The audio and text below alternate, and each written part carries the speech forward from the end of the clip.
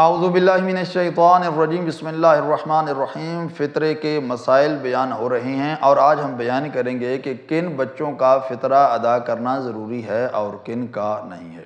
یہ یاد رہے کہ ہر انسان کا فطرہ ادا کرنا واجب ہے، چاہے وہ چھوٹا ہو، بڑا ہو، چاہے کافر ہو، مسلمان ہو۔ اگر آپ کے اوپر اس کا نان نفقہ واجب ہے تو آپ پر واجب ہے کہ اس کا فطرانہ ادا کریں۔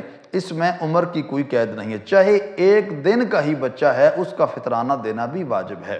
لیکن یہ ہے کہ اگر غروب آفتاب سے پہلے بچہ پیدا ہو جاتا ہے چاند رات کو، تو اس صورت میں اس کا فطرانہ واجب ہے۔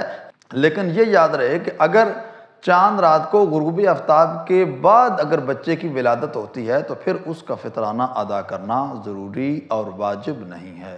دعا ہے خالق کائنات کی بارگاہ میں خداوند کریم ہم سب کو احکام الہیہ کے مطابق زندگی گزارنے کی توفیق عطا فرمائے۔ والسلام علیکم ورحمۃ اللہ وبرکاتہ۔